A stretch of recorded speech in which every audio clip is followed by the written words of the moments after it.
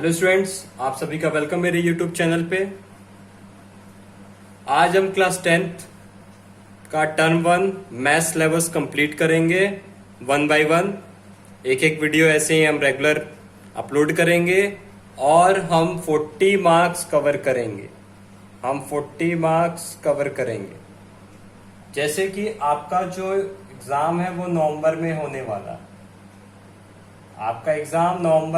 वाला, तो कुछ चीजें यहां पे देखेंगे। जो मैथ का पेपर आपका होगा वो ऑब्जेक्टिव होगा, मतलब सभी पेपर ऑब्जेक्टिव होंगे। ठीक है, तो हम मैथ पढ़ेंगे तो आपका जो पेपर ऑब्जेक्टिव आएगा, ठीक है, आपके जो क्वेश्चन होंगे वो ऑब्जेक्टिव होंगे। ठीक है, आपका जो टाइम ड्यूरेशन होगा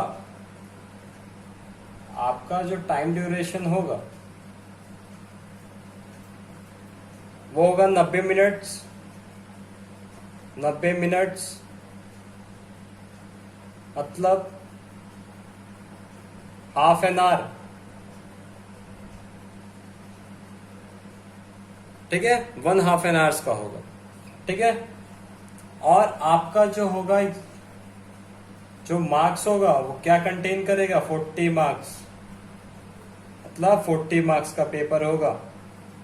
कितने मार्क्स का, 40 मार्क्स का। और प्लस 10 आपका क्या होगा, इंटरनल असेसमेंट। आपका 10 मार्क्स इंटरनल असेसमेंट होगा। ये टोटल आपका 50 कवर करेगा। ये क्या है, आपका ईच सब्जेक्ट का है।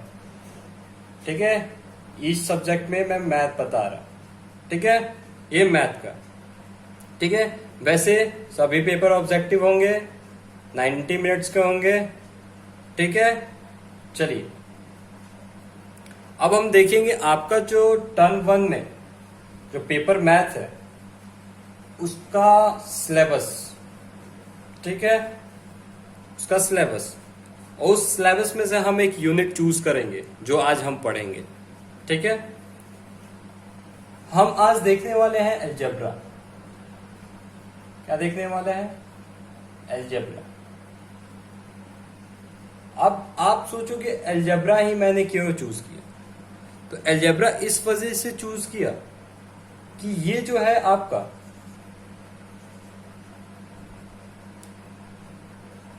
ये जो आपका 10 मार्क्स कवर करता है। कितने मार्क्स कवर कर रहा है, 10 मार्क्स। अगर आप अलजेब्रा ये जो यूनिट है आप अच्छे से कंप्लीट करते हो, तो आपके ये 10 मार्क्स क्या हो जाएंगे, श्योर हो जाएंगे। ये आपके 10 मार्क्स श्योर हो जाएंगे। तो आपका जो 40 में से आपका जो 10 मार्क्स क्लियर हो गया, तो ये कितना बचे, 30 मार्क्स और बचेंगे। ठीक है, तो पहले हम इस अलजेब्रा यूनिट को एक एक करके हम इसको खत्म करेंगे। ठीक है, तो पहले ये जो 10 मार्क्स का पार्ट है इसको हम पहले क्लियर करेंगे। ठीक है, आइए देखते हैं। अब देखेंगे हम कि इस अलजेब्रा में आखिर कौन कौन से चैप्टर्स आते हैं। ठीक है, चलिए पहला चैप्टर आपका आ जाता है पॉलिनोमियल। क्या आ जाता है, पॉलिनोमियल। ठीक है, पहला चैप्टर आपका पॉलिनोमियल। दूसरा चैप्टर आपका जाता है क्वाड्रेटिक इक्वेशन आता है, लेकिन पहले ये आप लिख लो लीनियर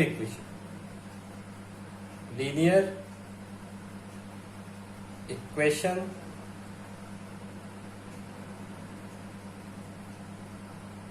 इन 2 वेरिएबल। क्या हो जाएगा, इन 2 वेरिएबल। ठीक है, फिर आपका तीसरा पार्ट हो जाएगा क्वाड्रेटिक इक्वेशन।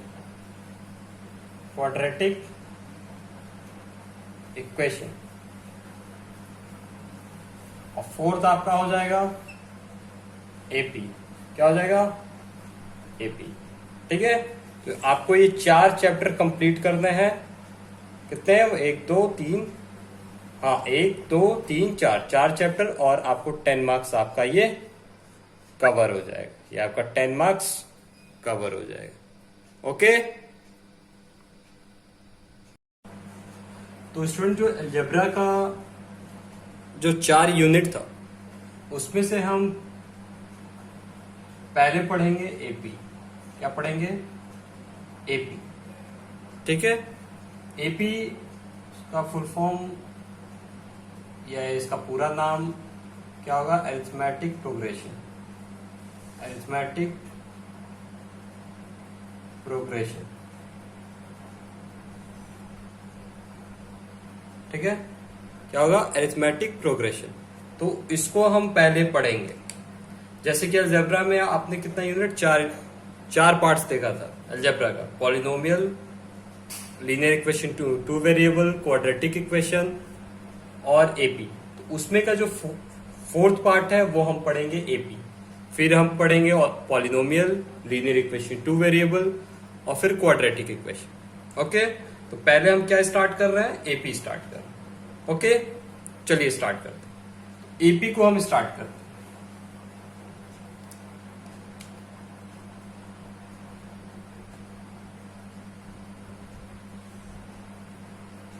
ठीक है, देखिए एपी को स्टार्ट करने से पहले हम एक पॉइंट जो मैं लिख रहा हूं वो जानना बहुत जरूरी है, वो है सीक्वेंस। क्या है, sequence.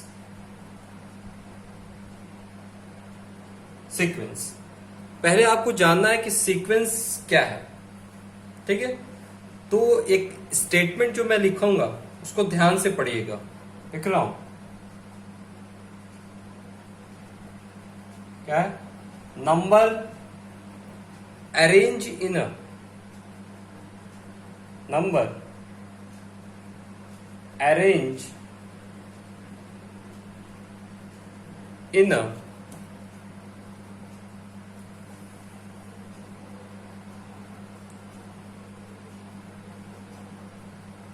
Arrange in a definite order. क्या बोला, definite order by definite rule, by definite,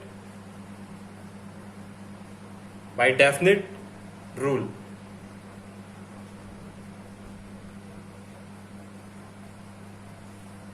क्या बोला, बाय डेफिनेट रूल। तो ये जो डेफिनेट ऑर्डर लिखा मैंने और ये डेफिनेट रूल लिखा, ठीक है, पहले हम इसका मतलब समझेंगे, पहले हम इसका मतलब समझेंगे। ठीक है,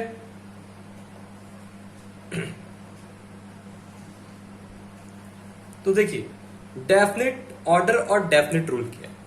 ठीक है, चलिए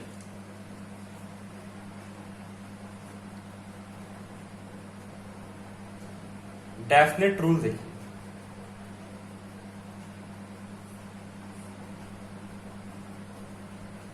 डेफिनेट रूल देखिए, डेफिनेट रूल जैसे कि मान लीजिए मैंने क्या लिखा, 2n, 2n plus 1, 2n minus 1, ठीक है, n स्क्वायर, n क्यूब,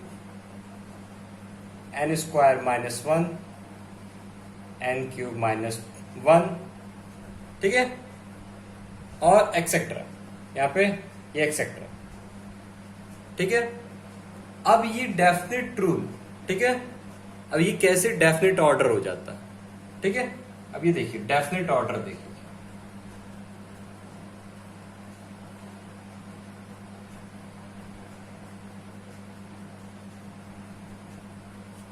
ठीक है, देखिए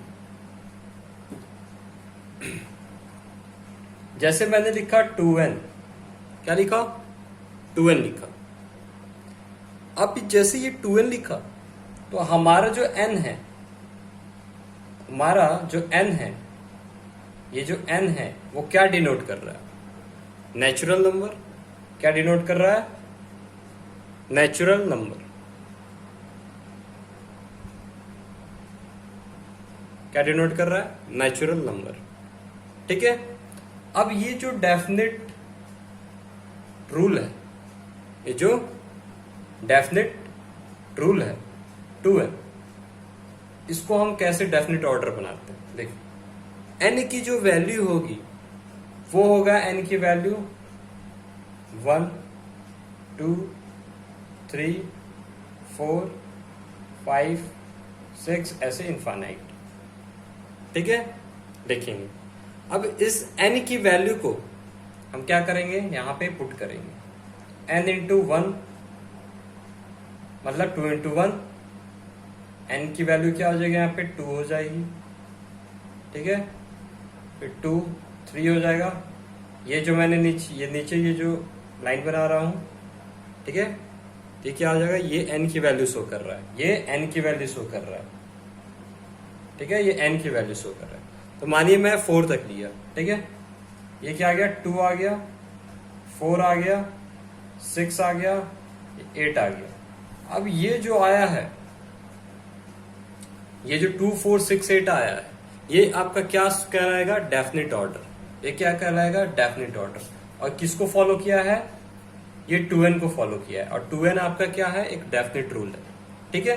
तो हम ये डेफिनेट रूल और डेफिनेट ऑर्डर को मिलाते हैं तो हमारा ये क्या बन जाता है, सीक्वेंस। हमारा क्या बन जाता है, ये सीक्वेंस बन जाता है। ठीक है, ये आपका क्या हो जाएगा, ये सीक्वेंस हो गया। ये आपका क्या हो गया, सीक्वेंस हो गया। ठीक है। तो डेफिनेट रूल मतलब, अब यहां देखिए, अब इसको थोड़ा सा हम इरेज करते हैं और फिर अच्छे समझते हैं।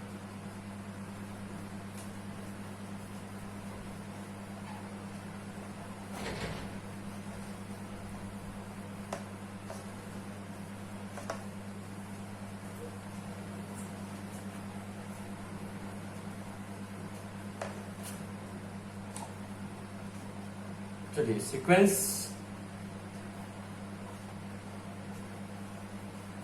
का 2 इंपॉर्टेंट पॉइंट था। क्या इंपॉर्टेंट पॉइंट था, डेफिनेट रूल और डेफिनेट ऑर्डर।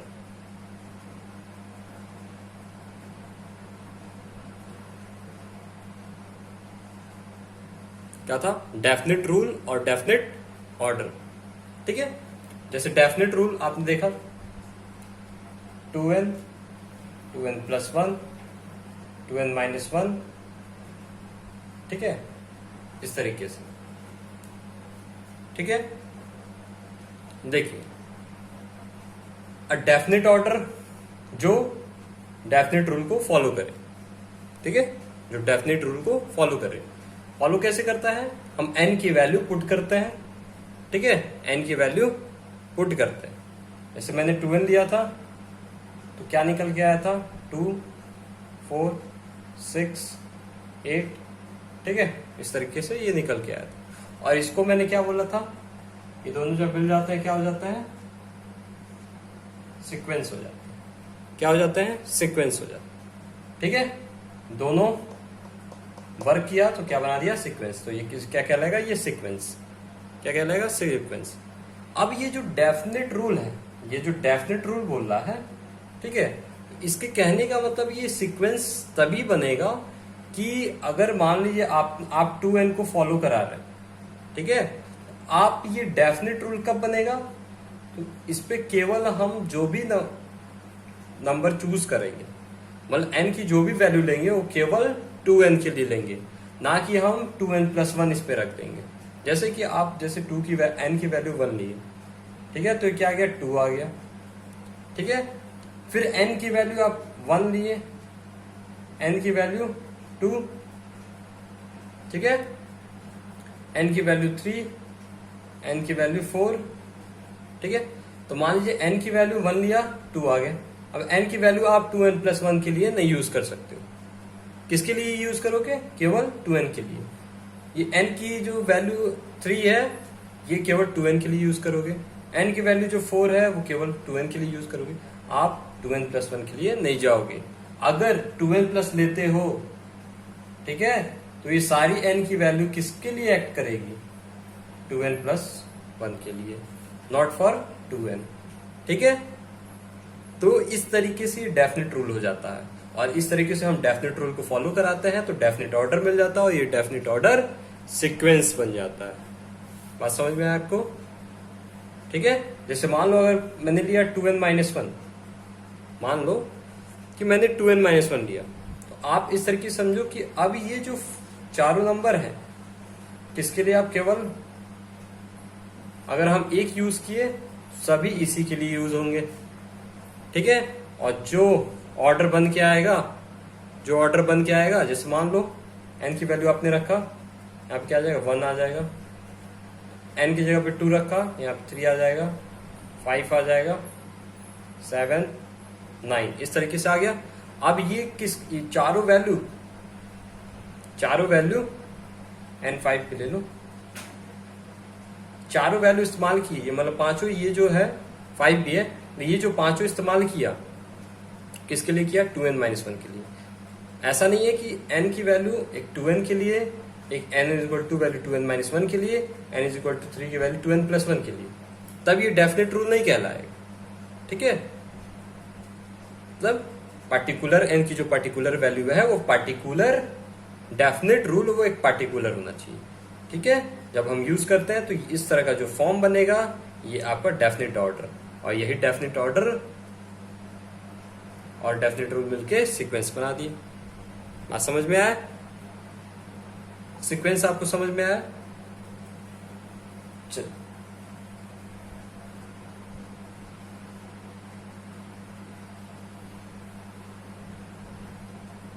कुछ सीक्वेंस हम इसका बनाते हैं, n² n का बनाते हैं, और n³ -1 का बनाते हैं।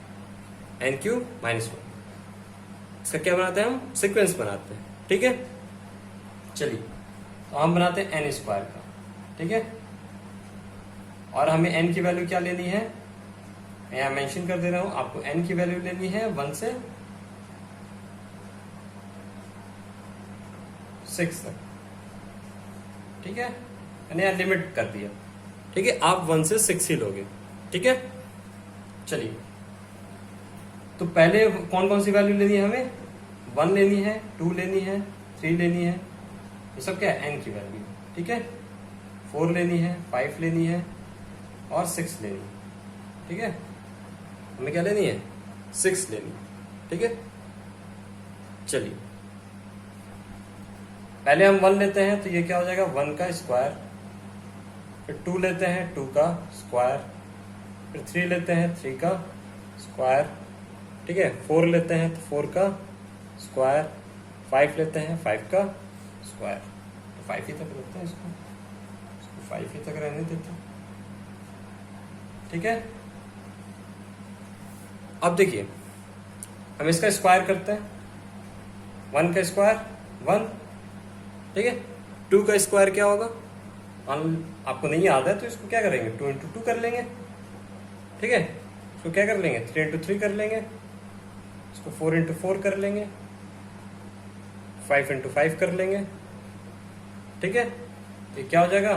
1 हो जाएगा, ये 4 आ जाएगा, इसके लिए क्या आ जाएगा? 9 आ गया, इसके लिए क्या आ जाएगा? 16, और इसके लिए 25। ठीक है, तो ये क्या आ गए आपके? ये जो आया क्या आ गया? 1, 4, 9, 16, 25। ये आपका क्या होगा? एक डेफिनेट ऑर्डर हो गया। ठीक है, डेफिनेट ऑर्डर हो गया, और ये डेफिनेट ऑर्डर क्या कहलाएगा? ये एक सीक्वेंस कहलाएगा। ये एक सीक्वेंस क्यों है? क्योंकि ये डेफिनेट रूल फॉलो किया है, डेफिनेट रूल को फॉलो किया है। किस रूल को फॉलो किया है? n² को। ठीक है, ये एक इसलिए सीक्वेंस है। ठीक है, चलिए आगे देखते हैं। आगे एक और चीज मैं इस पे बताने वाला हूं, जैसे इस रिजल्टेंट को हम लिखेंगे यहाँ पे। ठीक है, ऊपर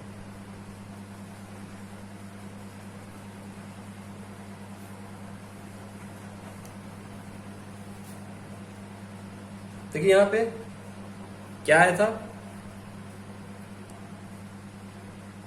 यहाँ पे क्या आया था हमारा एन स्क्वायर का 1 आया था, 4 आया था, 9 आया था, 16 आया था, 25 आया था। ठीक है, तो यहां पे आप ध्यान दीजिएगा कि ये जो पहला टर्म है, ये दूसरा टर्म है, ऐसे बना रहे हैं, पहला टर्म है, दूसरा टर्म है, तीसरा है, चौथा टर्म है, और ये पांचवा टर्म। ठीक है, तो ये जो सीरीज ऐसे जो लिखी गई है सीरीज, ठीक है, मतलब ये जो सीक्वेंस है, पहला जो नंबर आएगा उसको हमेशा हम क्या बोलेंगे, फर्स्ट टर्म। क्या बोलेंगे, फर्स्ट टर्म। क्या बोलेंगे, फर्स्ट टर्म। ठीक है, फिर दूसरे वाले क्या बोलेंगे, सेकेंड टर्म। दूसरे वाले क्या बोलेंगे, सेकेंड टर्म। ठीक है, इसी तरीके से हम तीसरे वाले क्या बोलेंगे, थर्ड टर्म। ठीक है, क्या बोलेंगे, थर्ड टर्म। इसी तरीके से हम चौथे वाले क्या बोलेंगे, फोर्थ टर्म। और फिर हम पांचवें वाले को इसी तरीके से क्या बोलेंगे, फिफ्थ टर्म। यहाँ पे मैं टी रख दे रहा हूँ, टी लिख दे रहा हूँ, क्या बोलेंगे, फिफ्थ टर्म। ठीक है, समझ में आया आपको। ये क्या है, फर्स्ट टर्म है, सेकेंड टर्म है, third term, fourth term, fifth term. ठीक है, इसी तरीके से आगे एक और टर्म होगा तो सिक्स्थ, सेवेंथ, एट्थ, ठीक है, टर्म बोलते जाएंगे। अब यहां पे एक और चीज आ रहा होगा मन में कि अगर ये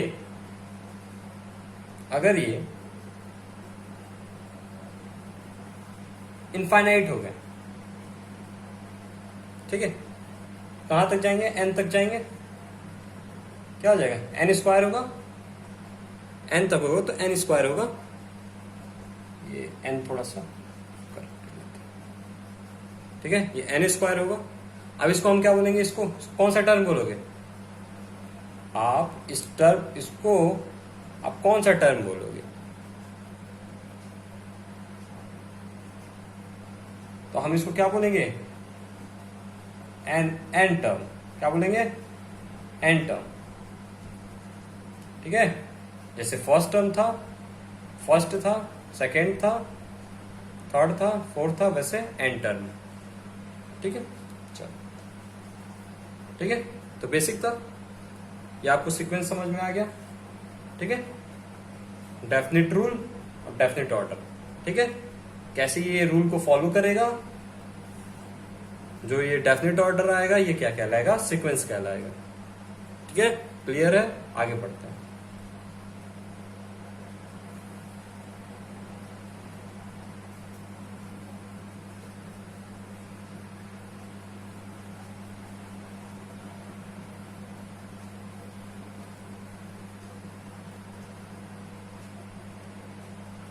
अब हम देखेंगे क्या, अब देखेंगे हम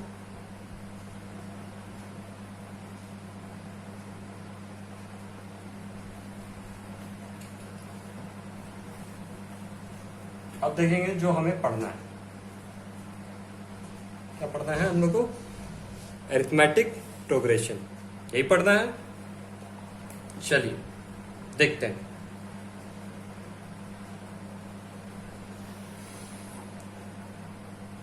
अब देखिए यहाँ पे एक स्टेटमेंट यहाँ लिखूंगा, यहाँ पे एक स्टेटमेंट है,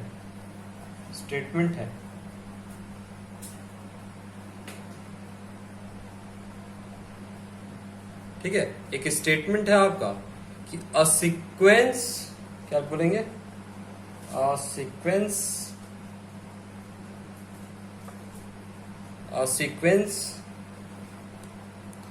इन विच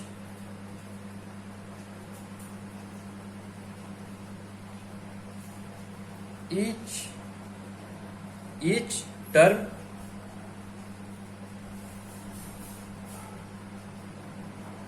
differ from its preceding, from its preceding.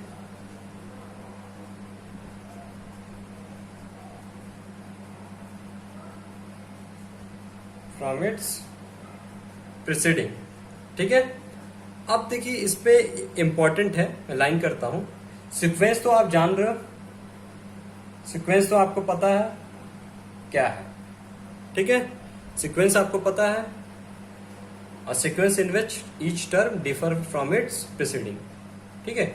अब ये देखो यहाँ पे, आप देखो यहाँ पे ये प्रीसीडिंग, ये आपको प्रीसीडिंग देखना है, ठीक है, और स्टेटमेंट को समझना है। अब देखना ये है कि इसमें मान लीजिए सीक्वेंस बोल रहा है, तो मान लीजिए आप कोई सीक्वेंस ले लो। जैसे पहला हम लोग ले लेते हैं, इस पे फॉलो किया था ना रूट पे, क्या फॉलो किया था 2n+1 पे, हाँ 2n+1 पे ये फॉलो किया था सीक्वेंस 2 6 8 10 12, ठीक है। ये आपका क्या हो गया, इसके हिसाब से ये सीक्वेंस हो गया, ठीक है। ये क्या है, फर्स्ट टर्म है, सेकेंड टर्म है, third term, fourth term, fifth term, sixth term, मैंने बताया था आपको। तो क्या हो जाएगा, ये हो जाएगा second, first term, second, third, fourth, fifth, sixth term, ठीक है। अब देखिए, अब इसमें ये तो हो गया सीक्वेंस, अब इसमें बोला ये टर्म भी हो गया, टर्म भी हो गया, आपको पता चल गया फर्स्ट सेकेंड, ठीक है। अब इसमें बोल रहा है डिफर, एक साथ ले लीजिए, डिफर, डिफर मतलब होता है डिफरेंस, और ये हो गया प्रीसीडिंग, ठीक है। तो इसके कहने का मतलब है कि सेकेंड टर्म का प्रीसीडिंग क्या आएगा, फर्स्ट टर्म, और थर्ड टर्म का प्रीसीडिंग क्या आएगा, सेकेंड टर्म। तो इनका क्या करना है, डिफर करना है, मतलब डिफरेंस करना है। इसका क्या करना है, डिफरेंस करना है। इससे इसका क्या हो जाएगा, ये क्या करना है, डिफरेंस करना है, ठीक है। तो जैसे आप इसका डिफरेंस करो, 4 का 2 डिफरेंस 2, ठीक है, 2, 6 में से 4 डिफरेंस करो 2, 8 में से 6 डिफरेंस करो 2, 10 में से 8 डिफरेंस करो 2, और 12 में से 10 डिफरेंस करो 2। आपको क्या मिला, एक कांस्टेंट टर्म मिल रहा है। क्या मिल रहा है, एक कांस्टेंट टर्म, मतलब वही टर्म बार बार आ रहा, मतलब एक कांस्टेंट टर्म मिल रहा है। क्या मिल रहा है, कांस्टेंट टर्म मिल रहा है।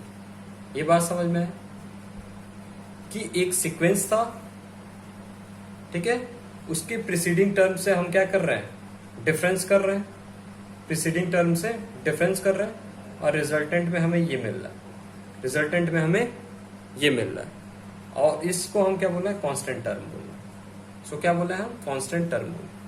और ये कांस्टेंट टर्म अरिथमेटिक प्रोग्रेशन कैसे कहलाता है, ये हम देखेंगे, ठीक है। तो पहले आप नोट कर लो।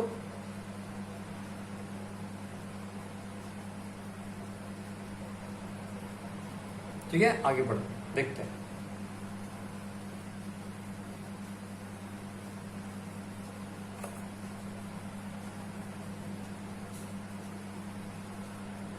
देखिए हमारा क्या था, 2n रूल पे बनना था, 2n+1 था,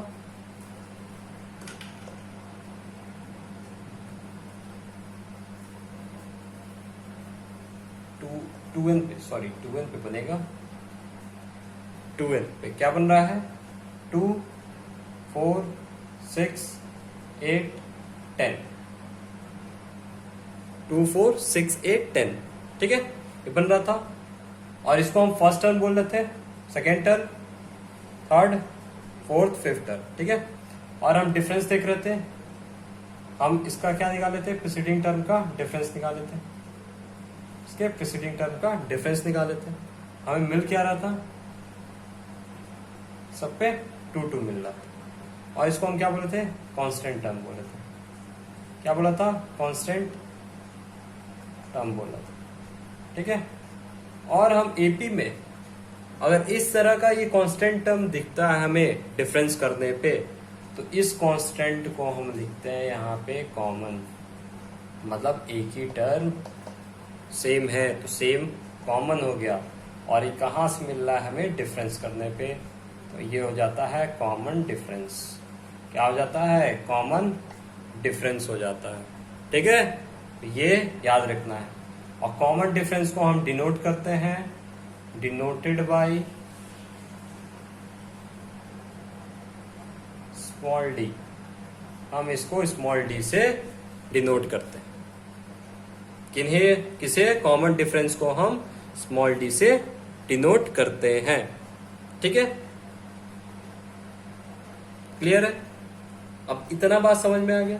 और जब हमें कॉमन डिफरेंस मिल जाएगा, जब हमें ये कॉमन डिफरेंस मिल जाएगा, मतलब कांस्टेंट टर्म मिल जाएगा, ठीक है, वो सीक्वेंस एपी होगा।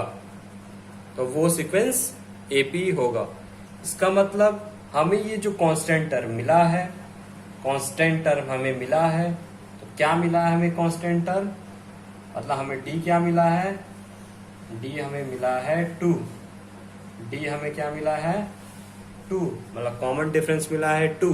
तो हम कॉमन डिफरेंस हमें मिल गया, कॉमन डिफरेंस हमें मिला, तो स्टार बना के हम लिख लेंगे कि द गिवन सीक्वेंस, क्या लिखेंगे, the given sequence are in AP.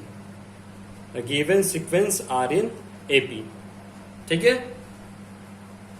बात आपको समझ में आया? तो हम क्या लिखेंगे, जो हमारा जो सीक्वेंस है वो एपी में।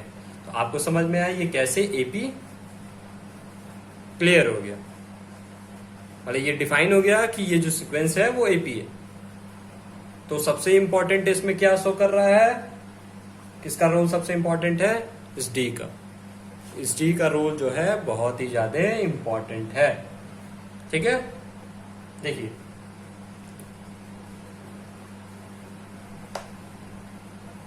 जैसे और एग्जांपल ले लेते हैं, ए स्क्वायर ले लेते हैं, मतलब एन स्क्वायर ले लेते हैं। ठीक है, अब आप बना लोगे इसका सीक्वेंस बना लो, एन पे वैल्यू रखते जाओ, सीक्वेंस बनाते जाओ।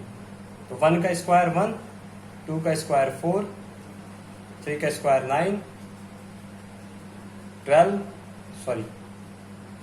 4 का स्क्वायर 16, ये कितना हो जाएगा 25, और इस तरीके से देखिए। ठीक है, अभी ये फर्स्ट टर्म सेकेंड टर्म, तो हम क्या करेंगे, सेकेंड टर्म से स्टार्ट करेंगे, उसके प्रीसीडिंग वाले से डिफरेंस करेंगे, थर्ड टर्म का सेकेंड वाले से, फोर्थ टर्म का थर्ड से, फिफ्थ का फोर्थ से। क्या निकालेंगे, डिफरेंस निकालेंगे। डिफरेंस निकालिए, 3, 5, 69, 5,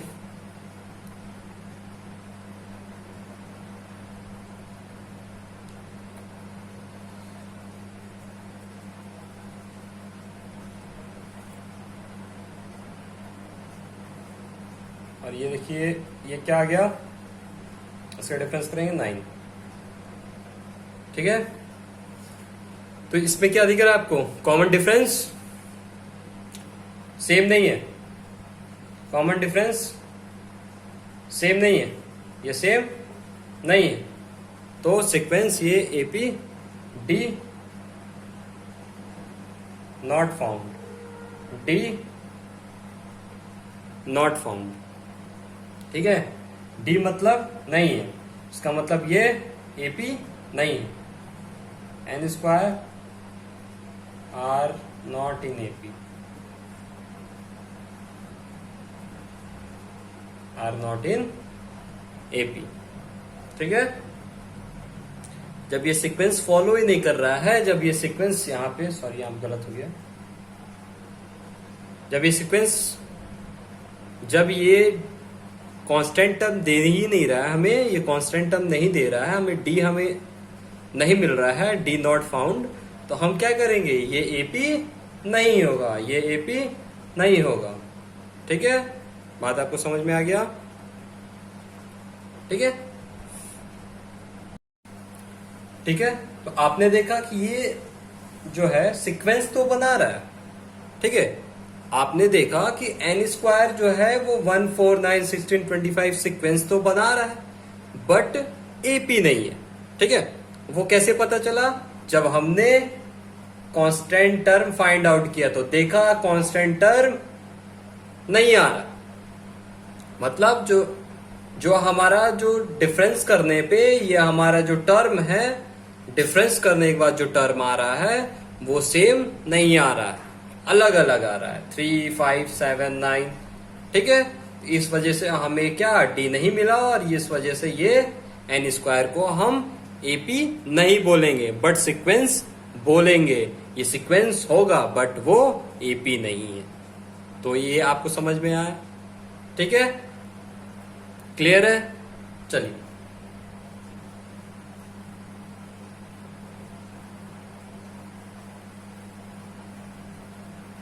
ठीक है, तो हमें इसका हम क्या यहां पे देखते हैं कि जो हमारे लिए इंपॉर्टेंट है वो क्या है, डी इंपॉर्टेंट है। क्या इंपॉर्टेंट है? डी, जिसको हम क्या बोलना है यहां पे, कॉमन डिफरेंस। क्या बोलना है? कॉमन डिफरेंस बोलना। ठीक है, तो क्या इंपॉर्टेंट है? Common difference. ठीक है, यही डिसाइड कर रहा है कि हमारा जो सीक्वेंस है वो एपी में है या नहीं। ठीक है, तो sequence depend on common difference. ठीक है, चलिए अब यहां पे देखिए, मैं यहां पे एक स्टैंडर्ड फॉर्म लिख रहा हूं। क्या लिख रहा हूं? एक स्टैंडर्ड फॉर्म।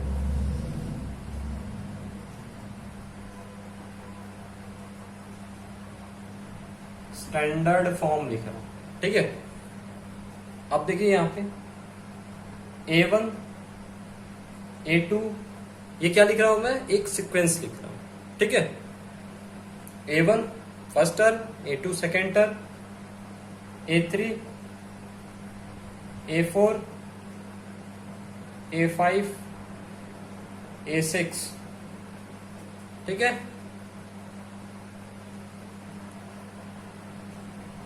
अब देखिए क्या करना है इसमें। हम ये जो हमें चाहिए डी, हमें क्या चाहिए? डी। ये जो स्टैंडर्ड फॉर्म में से हमें क्या चाहिए? डी। तो हम क्या कर रहे थे, ये A2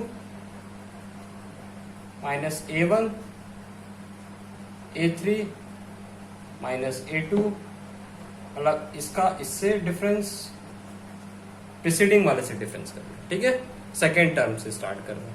ठीक है, A4 A3 A5 A4 A5। ठीक है, A5 A6, और ये सब क्या शो कर रहे हैं? डी। ठीक है, सब क्या शो कर रहे हैं? डी। ठीक है, ये आपस में ये डी जो शो कर रहे हैं तो ये आपस में इक्वल भी होंगे, ये आपस में इक्वल भी होंगे। ठीक है, बात आपको समझ में आ रही है? तो क्या होंगे? ये इक्वल भी होंगे। क्लियर है? चलिए, तो हम कुछ क्वेश्चन करेंगे, देखेंगे क्या वो सीक्वेंस गिवन जो है वो एपी है या नहीं। तो क्वेश्चन हमारा found the given sequence is in AP और नॉट। ठीक है,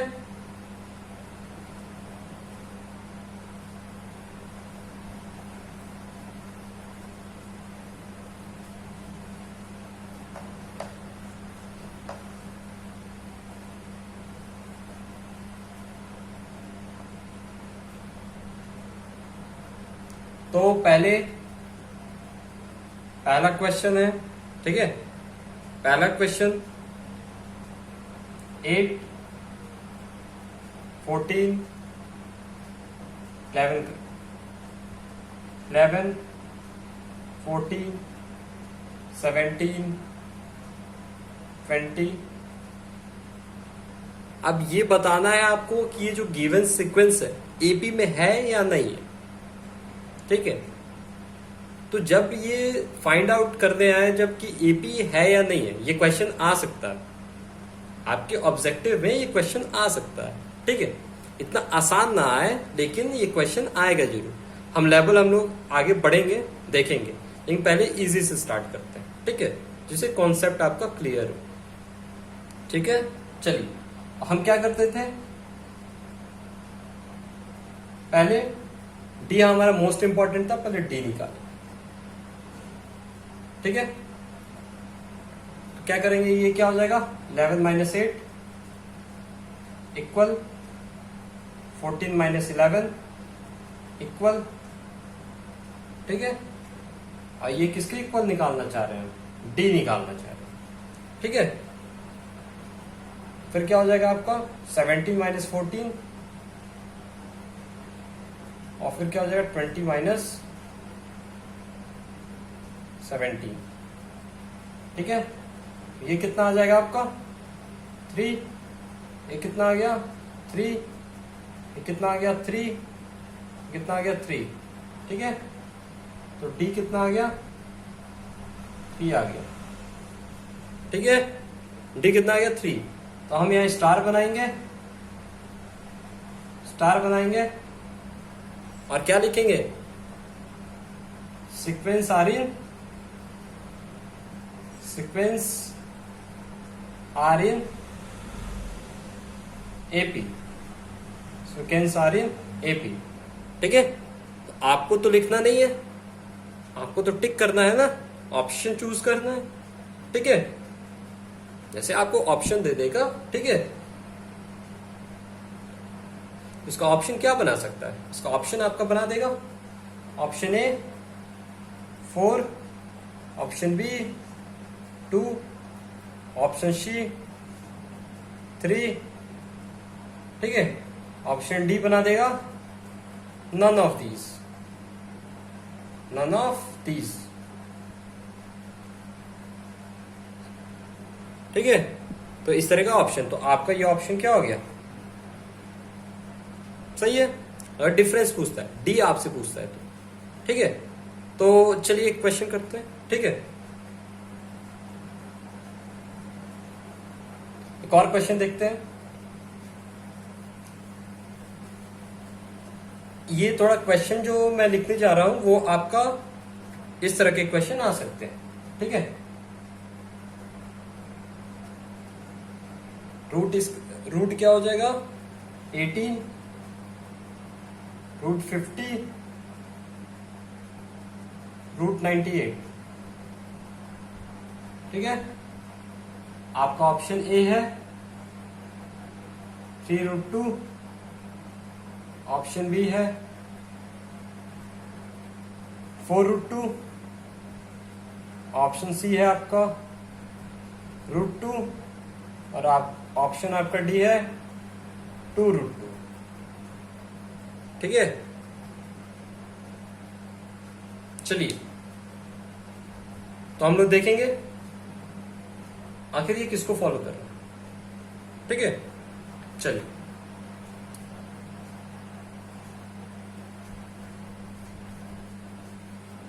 देखेंगे इसमें से ऑप्शन हमारा कौन सा सही है। ठीक है, चलिए, तो ये क्या है, ये इंपॉर्टेंट क्वेश्चन है, ये इंपॉर्टेंट है आपको।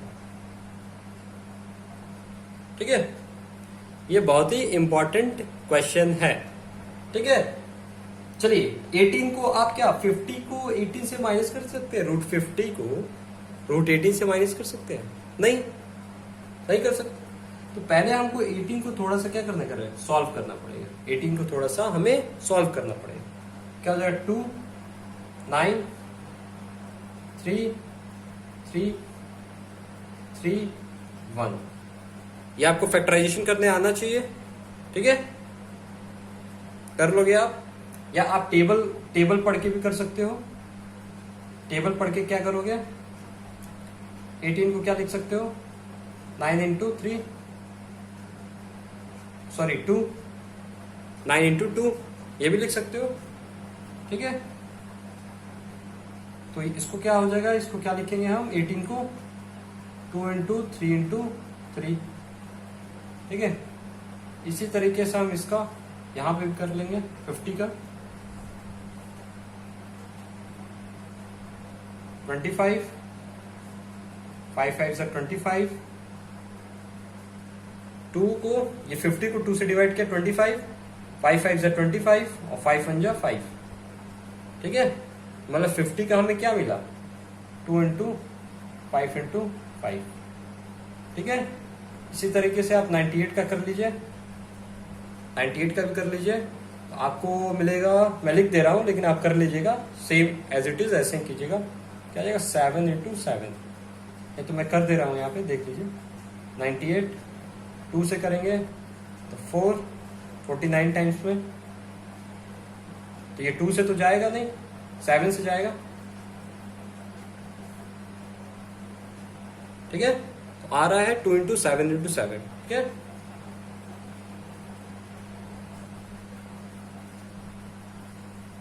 ठीक है, तो अब आपने पढ़ा होगा कि ये क्या हो जाएगा, ये पेयर बन रहा है, तो रूट में जो पेयर बनते हैं वो क्या करते हैं, उसमें से एक बाहर आ जाता है, तो ये क्या हो जाएगा 3, और ये √2 अंदर है। 2 अंदर क्यों रह गया, क्योंकि इसका मल्टीपल नहीं है, हमारे पास इसका मल्टीपल नहीं है।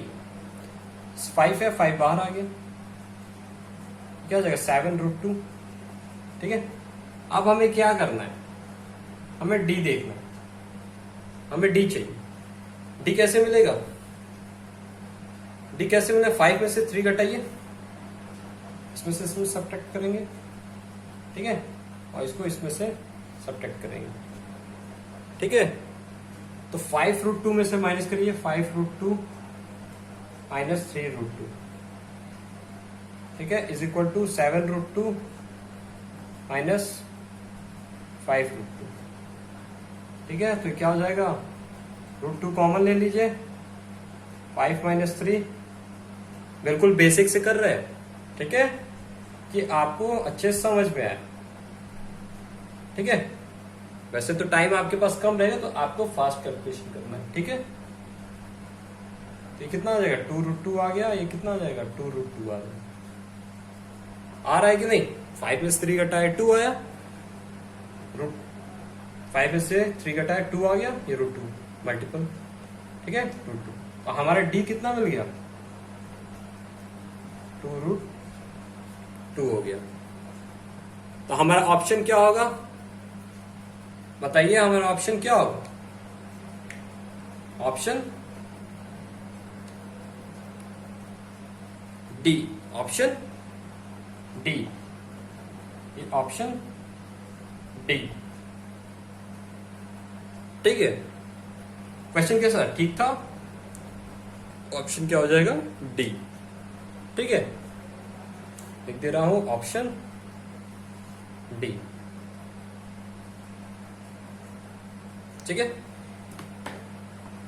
चलिए नेक्स्ट क्वेश्चन देखते हैं। एक और इंपॉर्टेंट क्वेश्चन देखेंगे जो आपसे पूछा जा सकता है इस तरीके से भी। ठीक है, इसलिए मैंने ये इंपॉर्टेंट का इरेज नहीं किया, क्योंकि अगला भी नेक्स्ट इंपॉर्टेंट क्वेश्चन लिखने जा रहा हूं। ठीक है, ये भी इंपॉर्टेंट है। 3 3 1/2, 4 4 1/2 हो जाएगा 5। कीजिए, इसका ऑप्शन दे दूं, इसका ऑप्शन दे दूं,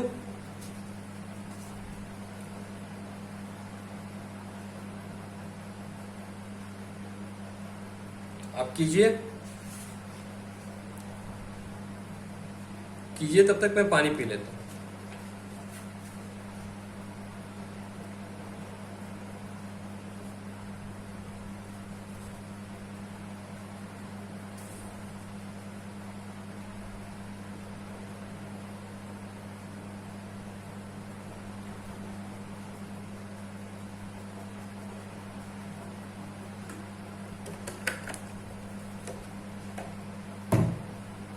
ठीक है, चलिए ऑप्शन लिख दूं, आपका ऑप्शन क्या है, ऑप्शन लिख देता हूं यहां पे। 3/2, 1/2, 2/4, 2/5, और डी आपका ये ऑप्शन हो जाएगा 1/4।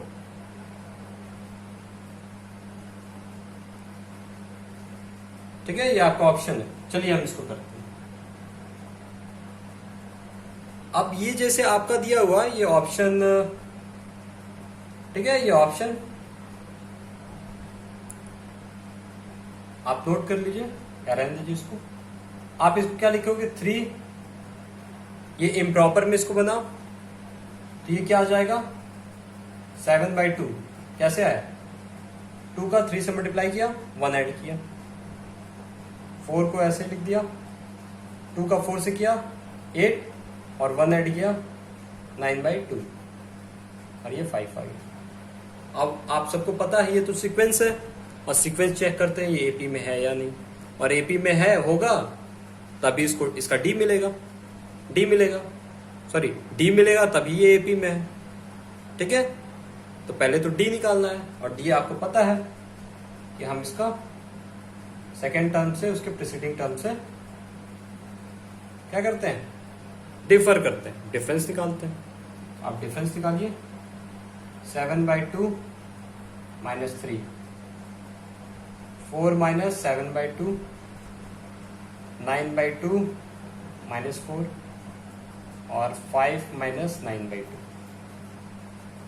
जब आप निकालेंगे, निकालिए इसका 2, 7 माइनस 6, 8 माइनस 7/2 कितना हो जाएगा 9, 8/2।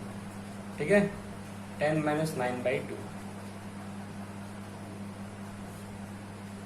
ठीक है, आप देखेंगे क्या मिल रहा है 1/2, 1/2, 1/2, 1/2। ठीक है, क्या मिल रहा है 1/2 मिल रहा है। तो ऑप्शन आपका क्या है, तो आपका डी कितना आया,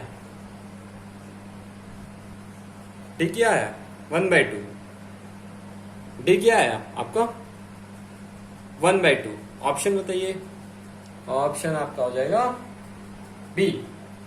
तो इसको इरेज करते हैं, ऑप्शन क्या हो गया बी, ऑप्शन आपका सही है, बी ऑप्शन सही है। क्लियर है, तो ये था एक इंपॉर्टेंट क्वेश्चन, ये भी आपका एक इंपॉर्टेंट क्वेश्चन में आता है। ठीक है, आपके एमसीक्यू में पूछा जा सकता है इस तरीके का। ठीक है,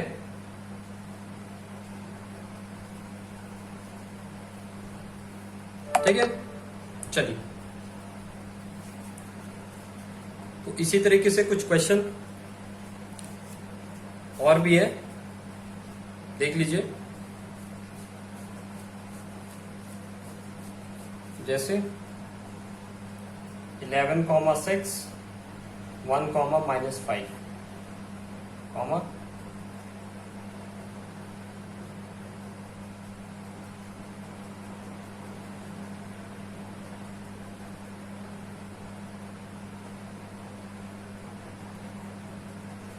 ठीक है, इस क्वेश्चन को कीजिए, इसका कॉमन डिफरेंस बताइए। ऐसे भी क्वेश्चन पूछे जा सकते हैं, ये भी इंपॉर्टेंट है। क्या करना है, इंपॉर्टेंट तो है बट क्या है, बहुत इजी है। यहां से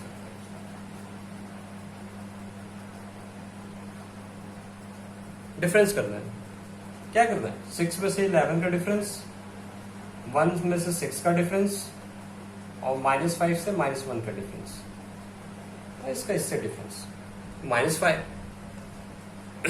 माइनस तो ऑलरेडी इस पे था, सब्ट्रैक्ट किया माइनस हो गया। बताइए ये कितना हो जाएगा, ये -5 हो जाएगा, 1 में से 6 गया -5, ये -6 हो जाएगा। सॉरी, यहाँ पे आपका यहाँ पे क्वेश्चन गलत हो गया, 4 हो गया। ठीक है, यहाँ पे 4 होगा, कितना आ गया -5। ठीक है, जैसे 11 में 6 में से -11 माइनस किया तो 11 बड़ा है, डिफरेंस तो होना ही है, डिफरेंस हो रहा है, 5 आया, लेकिन ग्रेटर पे क्या है माइनस है, तो माइनस लगेगा। ठीक है, अब ये इसमें अगर आपको कंफ्यूजन होगा, अगर तो -4 -1 तो माइनस कॉमन ले लीजिए, 4 + 1 क्या आ गया 5 आ गया है, -5। ठीक है, इसका तो ऑप्शन नहीं दिया था, लेकिन आपने डी निकाला,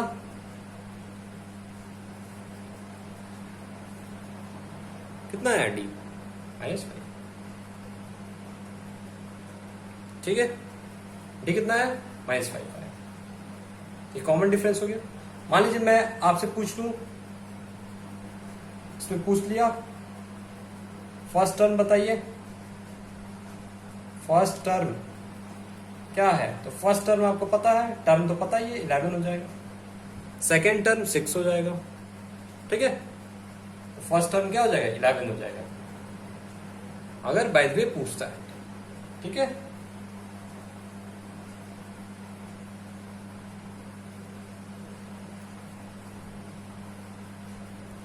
तो ये था डी निकालने का, ठीक है। अगर आपसे पूछता है कि जो गिवन सीक्वेंस है वो एपी है कि नहीं, गिवन एपी है कि नहीं, तो आपसे इस तरीके से मान लीजिए एक क्वेश्चन दे रहे हैं, देखिए 9 क्वेश्चन देखिए 9, 15, 21, 25, ठीक है। ये दे दिया, ऑप्शन देखिए 4,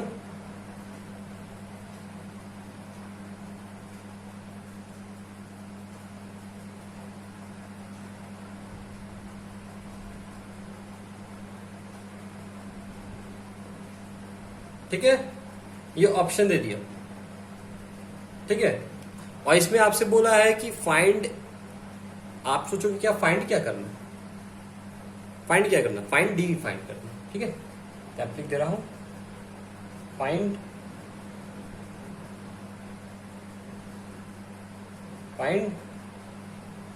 डी, फाइंड डी, ये ऑप्शन वाला डी है, ठीक है, वो कॉमन डिफरेंस है, ठीक है। चलिए फाइंड करते हैं, क्या है 9 है, 15 है, 20 है, 25 है। क्या करना है, इसका डिफरेंस करेंगे, कितना आ जाएगा 6, इसका डिफरेंस करेंगे 6, बहुत अच्छे, कितना डिफरेंस आ जाएगा 4। अब आप क्या बोलोगे, इसको कौन सा ऑप्शन चूज करोगे, 4 ऑप्शन ए चूज करोगे कि बी चूज करोगे कि सी चूज करोगे कि डी करोगे। ये देखो ये सेम है, ये सेम है, बट ये डिफर है, और डिफर एक डिफर होने की वजह से क्या हो गया, ये एपी है ही नहीं, डी निकलेगा ही नहीं, डी है ही नहीं इसमें, ठीक है। डी कब होता, जब हमारा कॉमन डिफरेंस हर एक टर्म का क्या होता, सेम, कॉमन डिफरेंस, ठीक है, हमारा जब सेम होता, ठीक है। हमारा ऑप्शन क्या हो जाएगा,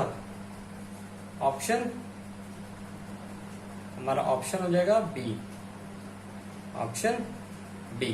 तो आपके क्वेश्चन में इस तरीके से भी दे सकता है, नॉट इन एपी, ठीक है, ऑप्शन बी दे देगा, नॉट इन एपी। जब एपी है ही नहीं, डी हमें कैसे मिलेगा, ठीक है। चलिए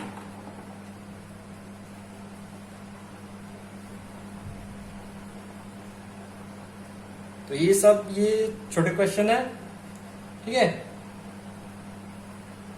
मतलब ये आपके एक क्वेश्चन फिक्स है, इस तरीके से आने ही आने, ठीक है।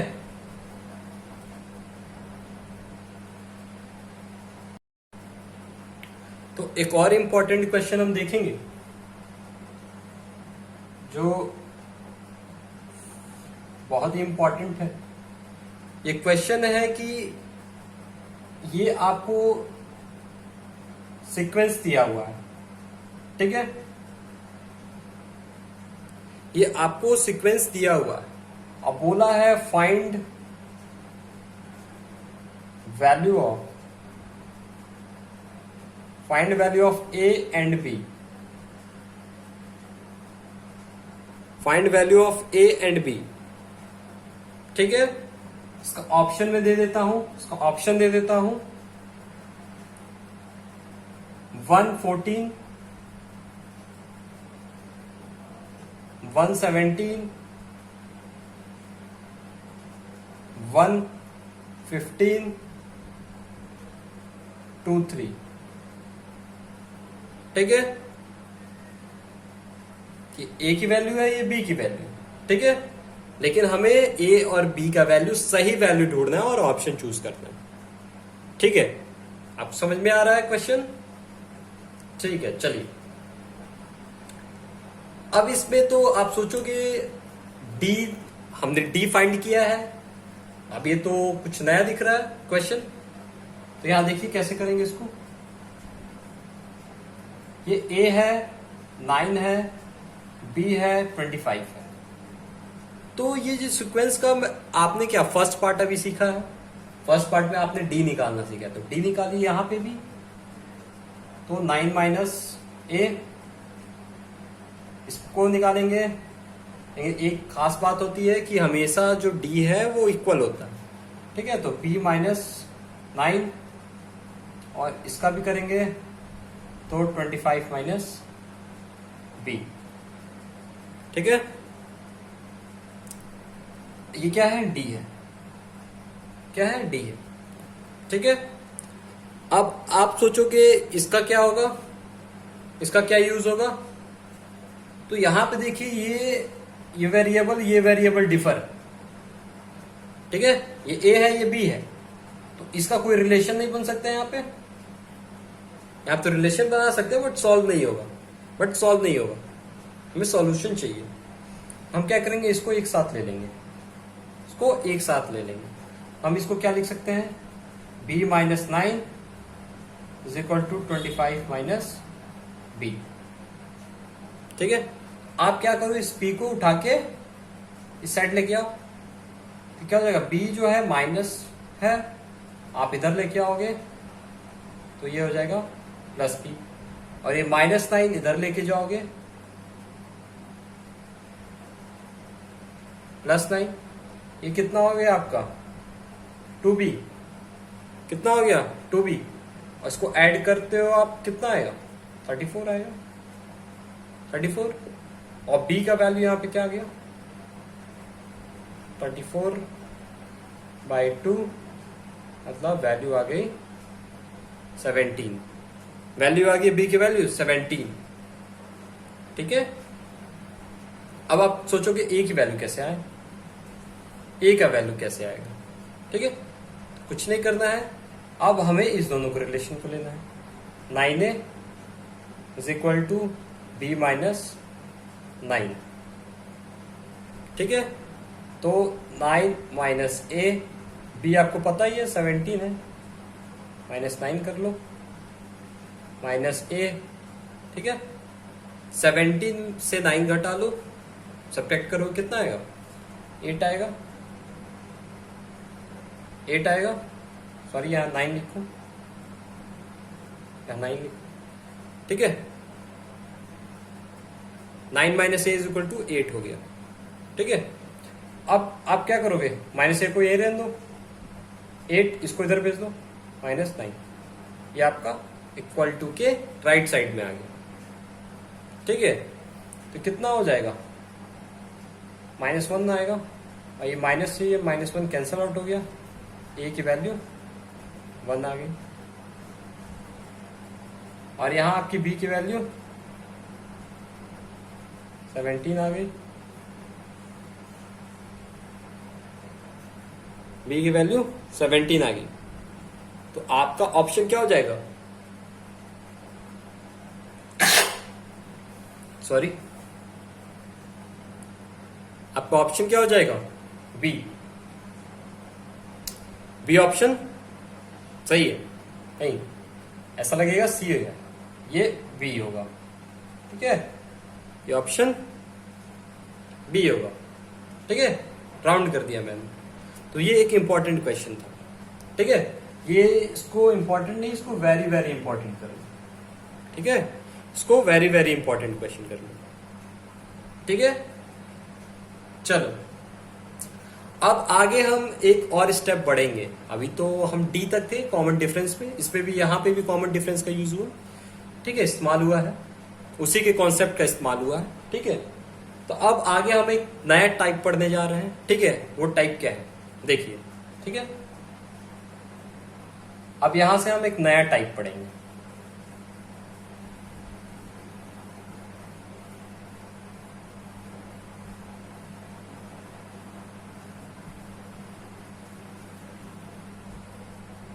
तो चलिए नया टाइप हम अगले क्लास में स्टार्ट करेंगे, ठीक है।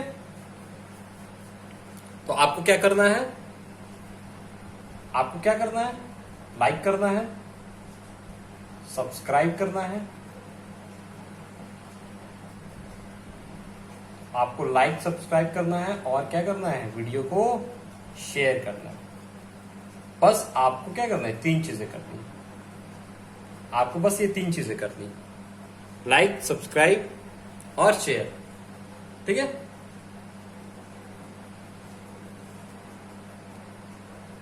Thank you.